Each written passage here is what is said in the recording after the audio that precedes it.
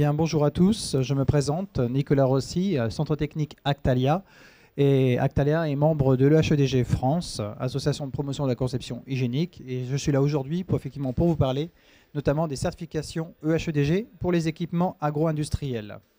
Donc en quelques mots, le EHEDG, eh bien effectivement, c'est pour European Hygienic Engineering and Design Group, fondé en 1989 avec des différentes sections régionales, notamment françaises, qui fête ses 10 ans cette année. Donc, il s'agit d'une association de promotion de la conception hygiénique pour les industries agroalimentaires, en lien également avec d'autres organismes équivalents au niveau international, comme américains, par exemple 3A et NSF. Et effectivement, même si E est pour European, depuis sa création, le HEDG est clairement devenu un standard au point de vue international sur la conception d'équipements. Qui sont les membres de HEDG? Eh bien, ils se regroupent en 3 typologies. Des industriels agroalimentaires, qui étaient les initiateurs et les créateurs, finalement, de cette association de bonne conception hygiénique. Également des fournisseurs d'équipements et de services, et enfin des organismes de recherche et d'enseignement autour de ces thématiques de conception, biofilm, nettoyage, encrassement. Le but premier de l'EHEDG, eh bien, effectivement, c'est de promouvoir la conception hygiénique via des recommandations, des formations également, des formations qualifiantes en tête EHEDG, et sur les différents thématiques qui sont listées ici, donc conception hygiénique et nettoyabilité des équipements, installation des équipements et choix des matériaux de construction, ou encore les services industriels et maintenance des équipements. Et bien, pour tout cela, il y a un certain nombre de guides techniques, 44 à ce jour, qui portent sur la description des bonnes pratiques à respecter sur la mise en œuvre de la conception. Initialement en anglais, un petit cocorico, puisque le HEDG France est la seule association régionale à avoir retranscrit et traduit l'intégralité de ces documents. Effectivement, et en plus, le HEDG propose également des certifications d'équipements qui permettent de se rendre compte de la conformité aux critères de bonne conception hygiénique, et c'est ce sur quoi je vais un peu plus m'étendre au cours de cette présentation. Donc la certification EHEDG, bien, qu'est-ce que c'est? C'est une reconnaissance internationale de la qualité hygiénique d'un équipement pour le constructeur. Pour l'utilisateur agro-industriel, c'est une aide à la sélection d'équipements appropriés et adaptés. Et c'est aussi une évaluation par un certificateur comme moi-même, effectivement, avec revue hygiénique et si nécessaire des tests d'évaluation selon la méthode de HEDG et sous couvert d'accréditation ISO 17025. Actuellement, 7 instituts sont autorisés à certifier, donc moi-même pour le compte d'Actalia au niveau français, DTU au Danemark, l'Université de Munich en Allemagne, l'ENIA Centre technique en Espagne, TÜV Rheinland pour les Pays-Bas, et Camden BRI pour le Royaume-Uni, et enfin pour les États-Unis, comme quoi effectivement le European n'est pas totalement vrai, l'Université du Tennessee. Donc 7 classes de certificats possibles, et attention, vous pouvez voir, c'est le petit logo Certified EHEDG, c'est ce qu'on peut tamponner sur un équipement pour lequel effectivement on a prouvé la bonne conception hygiénique, et l'usage du logo EHEDG tout seul ne veut pas dire grand-chose en fait, et en tout cas pas du tout dire qu'il y a une vérification du niveau d'hygiénicité de ce document, enfin de ce matériel par rapport à un document. Donc j'ai cité 7 classes de certificats. Donc voici les logos un petit peu petits, désolé pour la qualité d'image. On va retrouver le diagramme juste après. Et un petit préambule également sur ce que n'est pas la certification de EHEDG. Ce n'est pas une approbation automatique de toute la gamme d'un fabricant. Effectivement, dès lors qu'on a des différentes tailles, différents modèles qui sont envisagés par rapport à cette conception hygiénique, c'est que chaque modèle, chaque taille, chaque gamme a été testé et contrôlé. Ce n'est pas non plus un certificat unique géré par le seul équipementier valable à vie. Mais effectivement, il y avait maintenant des dates d'annual renew et de contrôle à 5 ans. Et chaque modification d'équipement doit être portée à la connaissance de l'HEDG afin de vérifier si oui ou non, eh bien, ces modifications peuvent altérer les caractéristiques d'hygiénicité de ce matériel. Ce n'est pas non plus un plan de la validation d'un plan de nettoyage et désinfection, puisqu'effectivement, dans les parties méthodologie de test, on peut être amené à volontairement encrasser et nettoyer l'équipement pour vérifier sa capacité à un bon nettoyage. Mais ce n'est en aucun cas la validité d'une procédure de désinfection, puisque la procédure utilisée est standardisée, volontairement plutôt gentille, et qui vise à discriminer le bon équipement hygiénique et celui de qualité un petit peu moins optimale. Et ce n'est pas non plus une garantie, attention, en cas d'usage inadapté, hein, même un matériel certifié HEDG mal monté, mal entretenu, mal utilisé, eh bien tout simplement vous allez avoir des problématiques sur les qualités hygiéniques finalement de la ligne. Donc rentrons un petit peu dans le détail des classes de certification. Donc c'est effectivement cette classe. Le scheme qui est téléchargeable sur le site de hsg.org, Testing Scheme, sur la dernière version mise à jour. Alors EL classe 1, EL aseptique classe 1, EL classe 1 OX, EL classe 2, EL aseptique classe 2. Donc effectivement, on va essayer de clarifier un petit peu tous ces acronymes un peu barbares. Globalement, effectivement, toutes les catégories EL, c'est des produits, on va dire, hors pulvérulents et qui sont nettoyés par voie humide, c'est-à-dire avec canon à mousse, avec nettoyage en place, ce genre de choses. Effectivement, la dimension closed ou open, équipement fermé ou ouvert, est également prégnante dans la choix de classification du type de matériel. Puisque effectivement sur du classe 1, on parle là de matériel qui est nettoyé sans aucun démontage, alors que pour le classe 2, il s'agit de matériel démonté avec un démontage rapide et aisé. C'est vraiment une notion très importante. Vous retrouvez juste derrière, en dessous, sur la ligne inférieure, les numéros de guide technique. Donc vous retrouvez partout le document 8, qui est le document clé de l'EHEDG, qui regroupe tous les principaux critères de bonne conception. Après, vous avez un certain nombre d'équipements, effectivement, de guides techniques, dévolus par exemple aux soudures, aux équipements ouverts ou fermés, au type de raccordement, etc., etc. Et en fait, la certification est basée sur tous les guides relevant et adaptés pour le choix de cette bonne conception hygiénique. Dans cette process de certification, en premier, une étude sur plan et pièces des matériels, en particulier effectivement sur la zone food contact, effectivement contact potentiel avec l'aliment. On va examiner la rugosité, les états de surface, les radius, l'absence de fissures, de porosité, d'interstices ou autres. Méthode de test EHEDG, il s'agit des méthodes reconnues, officialisées, publiées par des guides techniques et pour lesquelles il existe on va dire une méthodologie très carrée, très précise. Quelques exemples d'équipements par famille, histoire que ce soit un petit peu plus clair. Donc sur le EL classe 1, on va retrouver effectivement pompe, vanne, capteur, tube inox droit. Sur le EL aseptique, un petit peu le pendant de l'EL classe 1, mais sur des versions plus haut de gamme qui permettent vraiment une remise à zéro intégrale de l'équipement, une stérilisation et un maintien de cette stérilité, de cette anoxie dans la ligne. Sur le EL classe 1 OX, on est là sur tous les équipements OX pour auxiliaires. On va retrouver par exemple les pieds de machine, les senseurs optiques, tous des éléments électroniques qui sont à proximité immédiate du produit, mais pas nécessairement monter en ligne directement. Et classe 1, ça sous-entend nettoyer sans démontage. Le EL classe 2, on va retrouver effectivement par exemple des caniveaux, des convoyeurs, des choses comme ça, où on est sur globalement une typologie plutôt à dominance ouverte, où effectivement où la partie food contact est également inside or outside, c'est-à-dire sur l'extérieur de la machine ou à l'intérieur de la machine.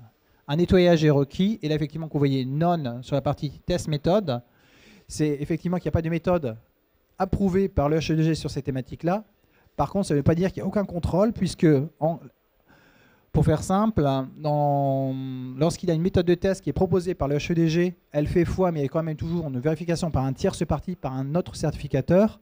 Alors quand c'est marqué absent, ce n'est pas pour autant que c'est plus facile de l'obtenir, parce qu'il il faut l'unanimité des 7 certificateurs pour obtenir le certificat pour l'équipement concerné. La deuxième famille entre guillemets de certificats, c'est pour ED, pour Dry Equipment, donc tout ce qui est le monde des pulvérulents, le monde du sec. On va retrouver effectivement Closed ou Closed et Open, des guides techniques 22, 26 plus spécifiques sur cette partie pulvérulent, et la même process finalement d'examen sur plan, sur pièce, revue hygiénique, et là effectivement absence de test. Par contre attention, cette notion de sec vaut surtout pour la partie nettoyage. Dans le cas de figure, effectivement, on a des produits secs, mais nettoyés par voie humide. Là, il vaut mieux partir sur les environnements EL, puisque sinon, il y a un vrai risque de développement de biofilm en cas de séchage inadéquat ou pas assez poussé des équipements. Donc, le schéma de déroulement d'une certification, effectivement, là, clairement, j'ai conscience que c'est un petit peu petit pour les slides, pour le public.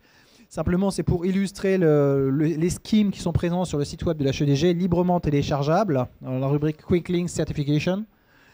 Et globalement, donc le process, je viens un petit peu de vous le détailler, effectivement, c'est choix d'un certificateur par la société, contractualisation, envoi d'un ensemble de documents, de pré-documents, les notions de contact, alimentarité contact, les plans, bien évidemment, effectivement, un engagement de confidentialité au préalable, plans, pièces, tout ça a été examiné, si nécessaire, testé. Donc, si nécessaire, effectivement, c'est dans la présence de méthodes de test dans le diagramme précédent. Vérification tierce partie, donc par au moins un autre test institut, voire par l'intégralité en fonction des cas de figure. Contractualisation, cette fois-ci avec l'EHEDG. Et publication et mise en ligne du certificat. C'est-à-dire que si vous voulez savoir si un de vos fournisseurs propose un équipement réellement EHEDG, certifié EHEDG, allez vérifier effectivement sur la rubrique en ligne List of Certified Equipments de l'EHEDG.org, où vous devez trouver le certificat à jour et, on va dire, effectivement approprié. Un petit exemple du certificat, effectivement, initialement, ça se présentait sur une plage simple, et maintenant, il s'agit effectivement d'un... On retrouve la même page de garde avec des notions, effectivement, de date de validité en haut et en bas, un descriptif très précis sur le fabricant, le nom du produit, le type de produit, la gamme de taille du produit, les matériaux d'étanchéité, bref, un descriptif très fin pour être capable de exactement reconnaître quel est le bon équipement. Après, effectivement, un petit peu du jargon, mais l'appendice 3, effectivement, précise qui était le signataire du rapport initial, qui était le vérificateur, et quels ont été les éléments qui ont été contrôlés dans le cadre de ce certificat EHEDG. Effectivement, c'est vraiment un certificat qui est lié à une machine et pas juste simplement un bout de papier. Certificat prolongé annuellement, à réexaminer tous les 5 ans de manière approfondie, par rapport à l'équipement et également par rapport aux guides techniques auxquels ils sont liés. Et également examen, effectivement, des évolutions éventuelles du matériel dans l'intervalle. Est-ce que j'ai changé, par exemple, de fournisseur d'élastomère? Est-ce que j'ai changé mon process de passivation de mes inox? Donc, effectivement, les différents documents de test, lorsqu'ils sont requis et appropriés, 2, 5 et 7. Donc, 2 nettoyabilité, 5 stérilisation en ligne à la vapeur et 7 étanchéité aux bactéries. Le document 2, effectivement, c'est le document 4, puisque la classe EL, classe 1, est la principale classe en termes d'occurrence et de demande de certificat. Quelques mots-clés, encrassement modèle, protocole de comparatif de nettoyage entre un élément référence et un élément test, donc celui qu'on souhaite certifier, et une analyse de contamination de surface résiduelle après un nettoyage, avec une souillure lait fermenté, additionné de sport, on nettoie en conditions standards et on voit ce qui reste à la fin entre les deux cas de figure. Sur la petite photo, vous voyez effectivement la boucle d'essai Actalia sur le site de Saint-Lô, effectivement pour performer ces essais EL classe 1. Et un petit exemple, effectivement, une vanne papillon. Vous voyez ici, en fait, encrassée, souillure encrassée, séchée pour fixer au mieux cette souillure sur les surfaces.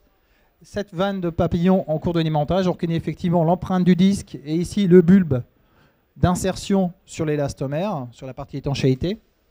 Avec effectivement là le tube de référence, c'est un tube cylindrique, un tube classique, pour lequel on va faire une découpe, s'intéresser à la partie qui se figure effectivement en contact direct avec la paroi du tube, on élimine le reste et on remet en 2 dimensions finalement une empreinte de contamination en 3 dimensions. La gélose est nativement violette. Lorsque vous avez des zones de jaune, elle correspond en fait à une contamination résiduelle et une germination des traceurs biologiques que l'on a mis dans le mélange. Et donc ça indique globalement plutôt une insuffisance du nettoyage. Et le but du jeu après, c'est de comparer entre l'élément de référence et l'élément à tester. Et vous voyez effectivement un petit gris qui a été posé dessus, le pourcentage total de zones contaminées. Et le deuxième point, effectivement, la localisation exacte de ce type de contaminant. Là, de manière très très légère, vous pouvez distinguer un tout petit peu de jaune qui correspond à une zone critique du matériel, c'est-à-dire, on va dire, la base du bulbe. Le but du jeu, effectivement, se croiser entre niveau de jaune, localisation des zones critiques, etc. et interprétation par rapport à l'analyse et la revue génique qui a été faite, permet effectivement de statuer sur l'acceptance du certificat pour ce type d'équipement. Donc 5 et 7, effectivement, c'est en plus de l'EL 1, en plus du document 2, on fait 2 tests complémentaires pour obtenir la version aseptique de ce matériel, lorsque c'est possible. Quelques exemples très rapidement effectivement de différents matériels en cours de test Doc 2, effectivement une vanne à boule, le tube de référence avec le disque colorimétrique qui permet effectivement de relever les couleurs, de checker le niveau de colorisation. Une pompe centrifuge, effectivement, pour le coup, elle qui est sortie totalement violette, donc sans aucun souci de contamination résiduelle. Un manomètre, effectivement, avec un problématique de montage inadapté, où effectivement, du coup, on a une apparition d'une couleur jaune prononcée qui est indicatrice, effectivement, plutôt d'un échec au test.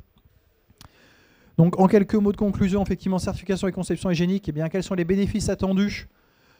Pour les équipementiers, en premier lieu, c'est une preuve par une tierce partie indépendante de la maîtrise de l'hygiène et la qualité intrinsèque du matériel. C'est effectivement quand même un gage de conception reconnu au niveau international, donc clairement un atout marketing, ou un atout différenciant par rapport à la concurrence, ou encore un distinguo, effectivement, une base requise, typiquement sur des pompes des vannes où il y a pas mal de matériel déjà certifié sur le secteur. Lorsque l'on n'est pas certifié par rapport à des concurrents qui le sont, c'est un petit peu plus problématique. et également un rapport de certification, une vraie étude approfondie dans le détail sur cette approche, pas uniquement mécanistique, mais vraiment biologique, nettoyabilité sur ces matériels. Pour l'industrie agroalimentaire, effectivement, c'est une conformité aux réglementations européennes, c'est une aptitude de nettoyage et un plus faible encrassement à l'inspection et à la maintenance. Donc tout ça dans un objectif de moindre contamination des lignes. Donc on a sur effectivement une hausse qualitative et une baisse des réclamations clients. Ou à l'inverse, effectivement, limiter les efforts de nettoyage. L'idée, effectivement, si ça s'encrasse moins, ça se nettoie mieux. On a besoin de moins de temps à passer, moins d'énergie, moins de temps personnel, moins d'immobilisation en ligne. Bref, pour parler clairement, des économies d'échelle. Et ça, c'est vraiment une notion importante, puisque sur du matériel, quand bien même il peut y avoir des deltas sur le prix initial d'investissement de ce matériel, il faut raisonner sur la durée de vie du matériel. Et effectivement, on n'est pas là sur quelques mois, mais sur des années et des années avec un nombre X de cycles de nettoyage. On peut bien voir effectivement l'intérêt de minimiser le risque d'économie et également effectivement d'être totalement dans l'esprit de cette durabilité. Moins d'intrants chimiques, moins d'énergie, effectivement, d'un point de vue empreinte globale, c'est clairement intéressant. Donc, effectivement, le certificat EHEDG de la bonne catégorie pour un équipement, c'est une garantie d'un équipement associé avec une bonne intégration au sein de la ligne. Il y a une vraie réflexion conception hygiénique jusqu'à l'usine en elle-même. En tout cas, merci de votre attention à tous. Donc, pour toute question, effectivement, recontactez le HEDG France au niveau secrétariat ou directement pour la certification en direct. Par exemple, moi-même, donc Monsieur Rossi, Actalia. Merci.